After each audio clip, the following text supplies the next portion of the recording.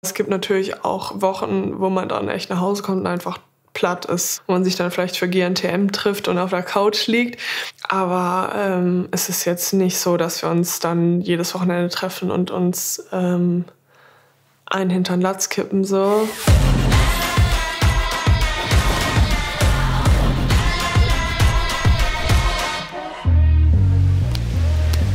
Jetzt gilt's. Wer wird deutsche Meisterin über 100 Meter Freistil?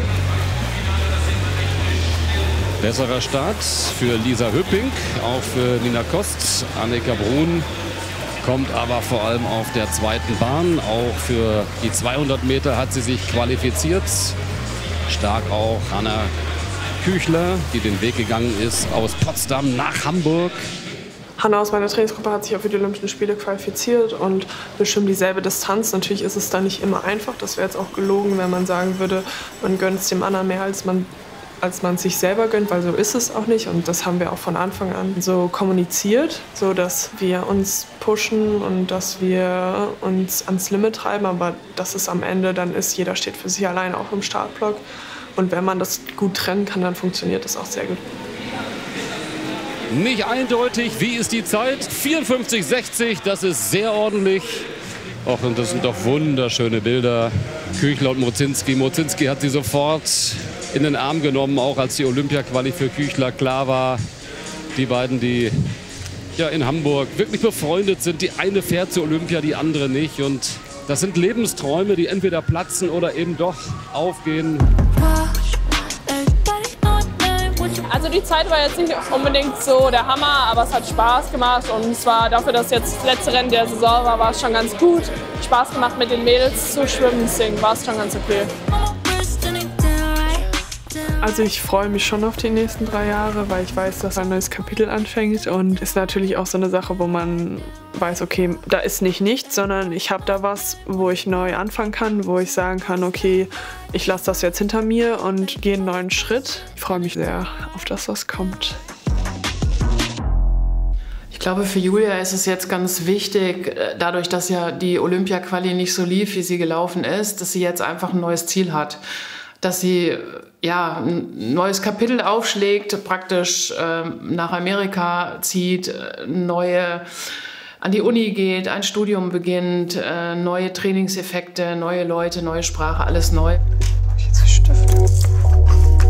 Ich habe so ganz viele Postkarten gekauft für meine beste Freundin. Wenn ich weg bin, darf sie jeden Monat sozusagen eine aufdecken und da stehen dann einfach ein paar liebe Worte und so, damit sie sich jeden Monat auf was freuen kann.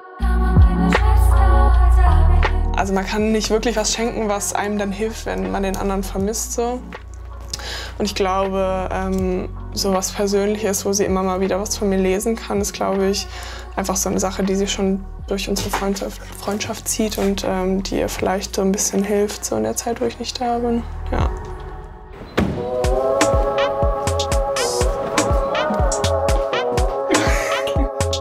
Ja, ich weiß auf jeden Fall noch, dass Yoshi immer meine Reaktionszeit analysiert hat. Mein Freund kommt nicht aus dem Schwimmen so und kann halt mit den ganzen Sachen eigentlich wenig anfangen. Aber die Reaktionszeit, da meinte er immer, oh, die war besser als heute Vormittag, so ungefähr. Lucy ist halt meine bessere Hälfte, die unterstützt mich bei allem und die weiß, mich irgendwie auch so ein bisschen zu handeln. Die weiß, was ich gerade brauche oder was ich gerade nicht brauche und die fängt mich einfach da so ein bisschen auf oder hebt mich auch da so ein bisschen wieder raus aus dem Ganzen und die ist halt auf jeden Fall eine der wichtigsten Personen in meinem Leben so. Richtig kennen tun wir uns eigentlich seit 2016, ja. Wo wir so das erste Mal miteinander gesprochen haben. Da waren wir beide im Trainingslager in Heidelberg. Ich wusste auf jeden Fall aber, dass Julia uns da nicht abkonnte. So stimmt. Nicht, dass ich euch nicht abkonnte, aber das... Ja, ihr wart halt die Kleinen so. Ja, wir waren die kleinen, uncoolen, nervigen wahrscheinlich. Ich bin ja auch ein Jahr jünger. Ein Jahr, ne? Ein Jahr jünger, ja. Wenn sie sich halt einmal was in den Kopf gesetzt hat, dann will sie das auf jeden Fall erreichen, koste es, was es wolle. Und ich würde also ich gehe jetzt nicht über Leichen. Ja, okay, nein, nicht über Leichen geht sie, aber gebrochene Beine. Spaß. Natürlich gehen wir auch mal essen oder versuchen unser Leben so zu genießen als Leistungssportler. Aber es gibt natürlich auch Wochen, wo man dann echt nach Hause kommt und einfach platt ist. So. Also wo man sich dann vielleicht für GNTM trifft und auf der Couch liegt. Aber es ist jetzt nicht so, dass wir uns dann jedes Wochenende treffen und uns einen hinter den Latz kippen. So. Ja, also es ist halt einfach ein anderes Leben, aber wir haben uns dafür entschieden und ich würde es auch immer wieder tun. Die Julia ohne den Leistungssport ist auf jeden Fall sehr lebensfroh, sehr energiegeladen, temperamentvoll und abenteuerlustig, würde ich sagen. Also es ist super schwer zu wissen, wer ich bin ohne meinen Sport. Ich habe 9 Einheiten in der Woche, davon sind 3 Krafttrainingseinheiten und 7, 6. Oh Mann, jetzt muss ich es nochmal sagen. Ich habe in der Woche 9 Einheiten, davon sind 3 Krafttrainingseinheiten und 6 Wassereinheiten. Die gehen dann jeweils 2 Stunden, also beim Krafttraining kann es auch sein, dass es ein bisschen länger dauert. Ich bin unheimlich dankbar, was mir die Stadt und die Menschen und alles gegeben haben. Aber ich für mich habe einfach entschieden, dass ich lieber 4 Jahre in Amerika studieren will, weil für mich das Sportliche, sich mal umzuorientieren, einfach auch wichtiger ist gerade so.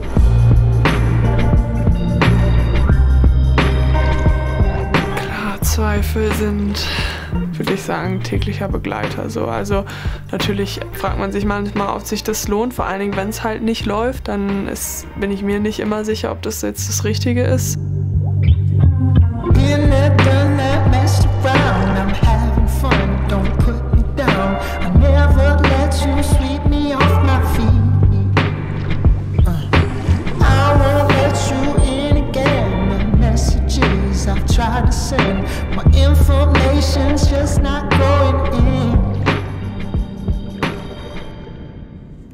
Tatsächlich möchte ich auch nicht für immer schwimmen. Es ist, glaube ich, ein großer Teil von meinem Leben, beziehungsweise gerade der Mittelpunkt in meinem Leben. Aber ich will irgendwann schon einen richtigen Job haben und einen geregelten Tagesablauf. Ich glaube, dass es sehr schwer ist, in Deutschland als Profischwimmerin gut zu leben. Und ich will auf jeden Fall Grundschullehramt studieren und irgendwann Lehrerin sein. Und das ist dann sozusagen mehr oder weniger eigentlich mein Plan A.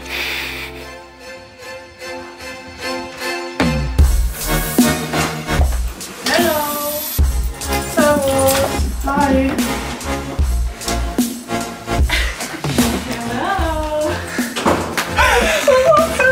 Die Überraschung geklickt. Oh Gott. Eine sehr, sehr gute Freundin von mir aus Leipzig. Also wir haben sozusagen durch Schwimmen uns kennengelernt und ja, eigentlich seitdem sehr, sehr gut befreundet, würde ich mal so sagen. Ja.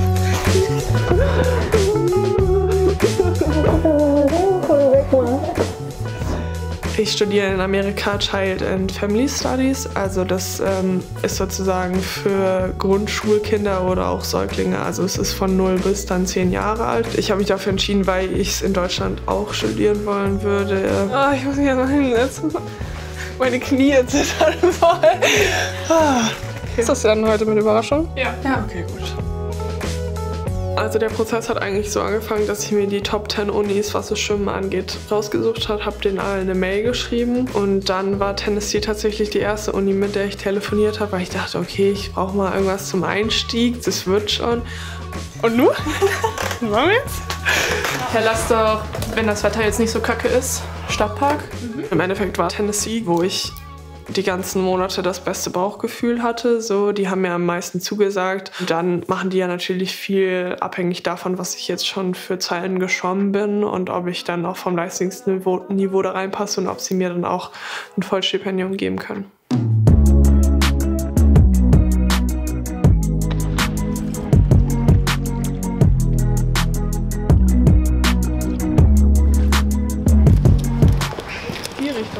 Ja. Man findet durch den Leistungssport schon viele gute Freunde, weil man einfach viel gemeinsam teilt. Man weiß, wie es dem anderen geht, man weiß, wie anstrengend das ist. So in meiner Trainingsgruppe, so Nele, Hanna, Isra, das sind einfach Leute, wo ich weiß, okay, die wissen, wie es ist, wenn man da durchgehen muss und auf die ich mich auch verlassen kann.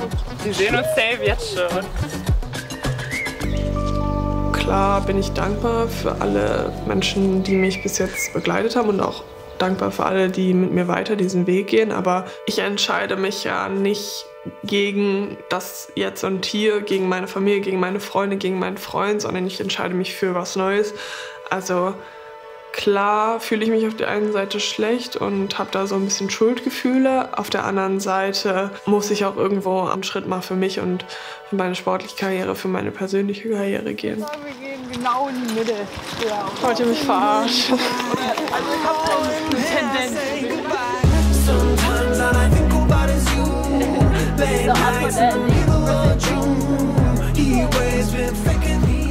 Das zum Thema, du fährst gleich erst los. Es ist natürlich nicht einfach, wenn man weiß, dass man in weniger als 4 Tagen nicht mehr hier ist. Vor allen Dingen, weil ja genau hier die Leute sind, die einem am wichtigsten sind. Vor allen Dingen so mit Lucy. Sie ist halt einfach so mein Fels in der Brandung.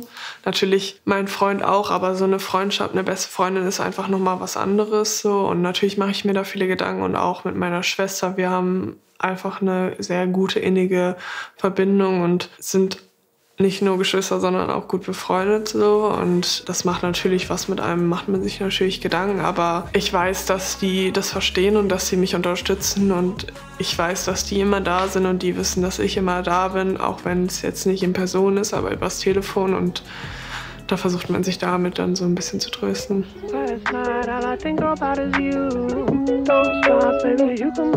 Ob sie das, Heimweh hat, ob sie ihre Freunde vermisst, ob sie uns als Familie vermisst, wie sie sich einlebt, wie das Training passt, wie die Uni passt. Klar macht man sich da Sorgen. Das sind halt nicht 500 Kilometer, so ein bisschen weiter. Das ist klar, da kann man also eben mal vielleicht übers Wochenende dahin. Ganz normaler Gedanke, die jeder Elternpaar vielleicht hat. Ja, das ist das Leben.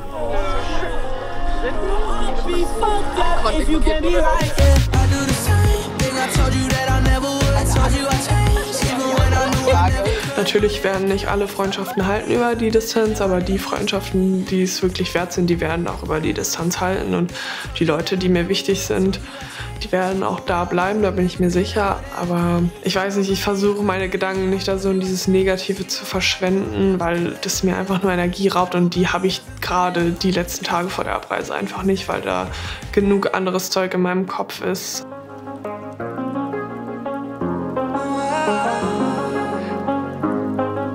I need you.